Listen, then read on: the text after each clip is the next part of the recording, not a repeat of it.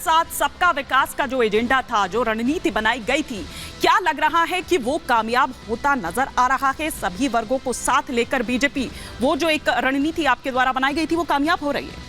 देखिए मानी जी, बिल्कुल इस देश की राजनीति का इतिहास गवाह है कि पार्टियों ने बहुत हद तक ये प्रयास किए कि तुष्टीकरण को प्राथमिकता देते हुए कहीं ना कहीं एक वर्ग को बरगलाते हुए उन्होंने प्रयास किया कि उस वर्ग का अधिकतम वोट हम ले लें। और इसमें कई विपक्षी पार्टियां आज के परिवेश में जो काम करती हैं, वो जैसे एक भेड़िया पीछे भागता है, ऐसे उस वर्ग के वोट के पीछे भागा करती थी। और वो चाहती थी कि हम कुछ ऐसे वादे कर दें, कुछ झूठ बोल दें, कुछ तुष्टीकरण की बातें कर दें, यहां तक कि दूसरे वर्ग को अपमानित कर दें, ताकि ये सोच करके कि हम इनका वोट ले लें और हम इनके वोट से अपनी सरकार बनाएंगे। पर भारतीय जनता पार्टी की, नरेंद्र मोदी जी की सरकार ने जब सबका साथ, सबका विकास, सबका प्रयास ये नारा दिया था, हम बिल्कुल विश्वास में थे, हम आत्मविश्वास से भरे हुए थे कि अगर इस देश में प्रगति की बात होगी, अगर इस देश में प्रोग्रेस की बात होगी, इस देश में युवाओं की, गरीबों की, किसानों की, महिलाओं की बात होगी, तो इस देश का हर धर्म, हर वर्ग हमारे साथ आकर के जुड़ेगा। आज कहीं ना कहीं वही दिखाई दे रहा है कि हर वर्ग में होड़ है और वो चाहते हैं कि हम आगे आएं और देश की इस प्रगति की राह में, इस महायज्ञ में हम भी अपनी आहुति दें। ये बड़ी बात यहां पर आपने कही कि हर वर्ग में एक होड़ है कि वो आपके साथ आए, आपके साथ जुड़े। तो ऐसे में वरुण पुरोहित जी, 24 का ये जो चुनाव है, वो इतना आसान नहीं होने वाला है, कतई नहीं होने वाला है, क्योंकि जिन लोगों के सहारे आप 24 की नैया पार लगाने की तैयारी कर रहे थे, वो तो ये कह रहे हैं कि हमको मोदी जी कबूल हैं और वो उन्हें जिताने की अपील कर रहे हैं। हिमानी जी, कांग्रेस इतनी मूर्ख तो नहीं ना 10-15% वोटों के लिए और सारे दूसरे जो बहुसंख्यक वर्ग है उसकी वोटों को छोड़ देगी। अच्छा। इतनी पागल समझ रहे हो आप कांग्रेस को, मूर्ख समझ रहे हो? तो बीजेपी ऐसा क्रिएशन कर रही है। अच्छा। अब इन्होंने 370 पार, 400 पार नारे तो लगा दी, जैसे बंगाल, बिहार, कर्नाटक में लगाते थे।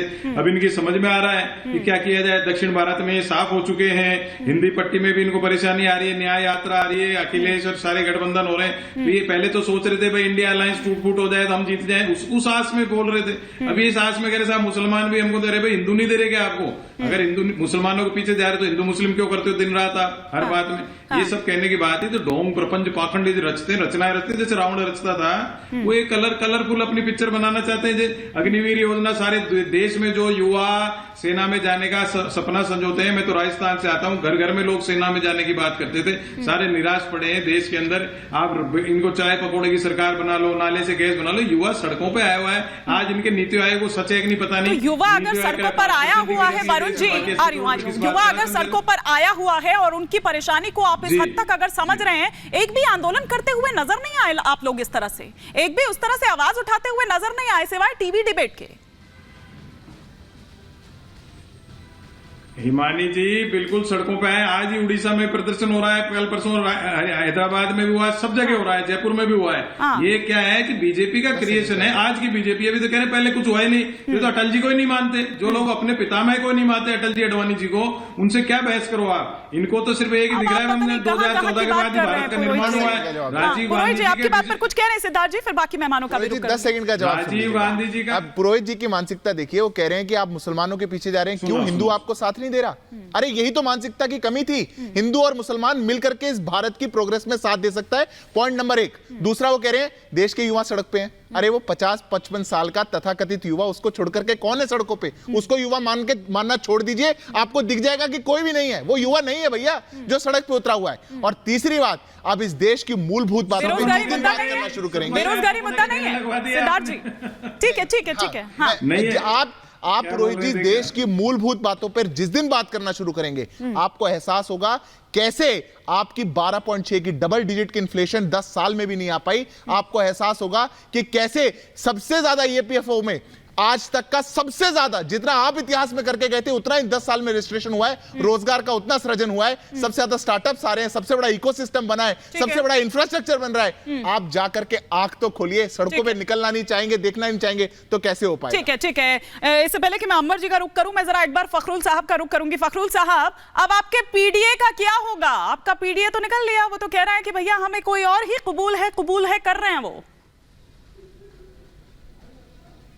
पीडीए तो गया। देखिए हिमानी जी, मैं सभी धर्म गुरुओं का समाजवादी पार्टी हिमानी जी सभी धर्म गुरुओं का सम्मान करती है और वो धर्म गुरु क्या कह रहे हैं उस पर हमें कोई टिप्पणी नहीं करनी, क्योंकि देश की जनता वो मुद्दों पे वोट डालती है। वो किसी मौलाना के, पंडित के या हम लोगों के, हम उनसे अपनी मुद्दों की बात करते हैं, हम उनके मुद्दे उठाते हैं तो उस पे वोट करती है। इसलिए किसी धर्म गुरु के टिप्पणी पे हमें कोई टिप्पणी नहीं करनी। तो आप खूब आ जाते हैं। 2022 के विधानसभा चुनाव का जिक्र कर रहे थे, वो कह रहे थे कि चाहे नॉन मुस्लिम रहा हो या मुस्लिम रहा हो आपका कैंडिडेट, लेकिन मुस्लिम वोटों के साथ ही जीत कर आए हो। आपने क्या दिया बदले में? वो राज्यसभा की उन 3 सीट्स की बात कर रहे थे कि कम से कम उसमें तो हमारा हक बनता था।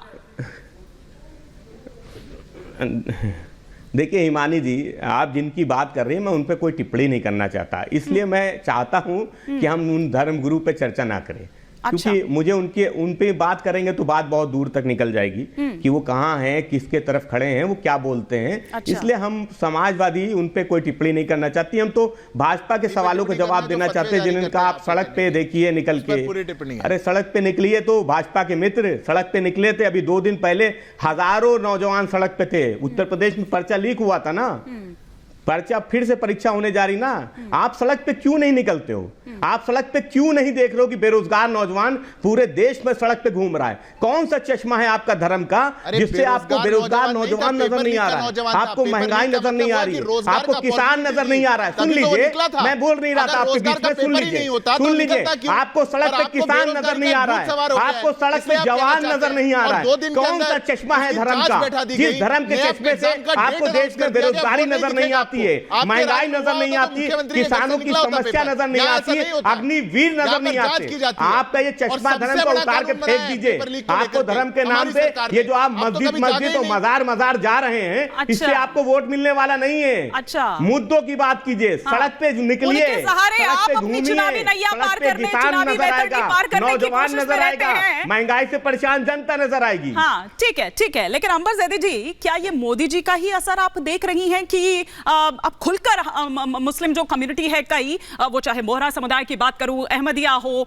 या फिर पसमानदा हो, वो पहले ही सपोर्ट कर चुके हैं। तो क्या ये लग रहा है, अब देखना होगा कि वोटों में कितना तब्दील ये होता है, लेकिन जिस तरह से कहा जा रहा है, अपील की जा रही है, वो लग रहा है कि वो उसी का असर है। देखिए हिमानी जी, 2014 में जब प्रधानमंत्री मोदी बनकर आए थे और उससे पहले जिस तरह की बातें और जिस तरह की अफवाहें मोदी जी को लेकर उड़ाई गई थी कि अब मोदी जी सत्ता में आ गए हैं तो सारे मुसलमानों के साथ पता नहीं कौन सा जुल्म हो जाएगा, वहां से लेकर यहाँ तक का सफर ये बहुत ज्यादा खूबसूरत है। मुझे इस बात की बहुत खुशी है कि मुसलमान समाज में हमने जो बदलाव देखा है वो मुसलमान समाज की कोई बहुत बड़ी बात नहीं है, वो मोदी जी ने अपने कर्मों से कमाया है, जो सबके साथ सबके विश्वास और सबके प्रयास और सबकी बात की है, वो सब कुछ करके उन्होंने ये विश्वास को हासिल किया है। वोट बैंक के रूप में भी, वोट बैंक नहीं बल्कि वोट शेयर की बात करें तो धीरे धीरे जो भी जहां पर भी मुसलमान लोग हैं, खासतौर से यूपी की बात करें तो मुस्लिम वोट शेयर लगातार बढ़ रहा है।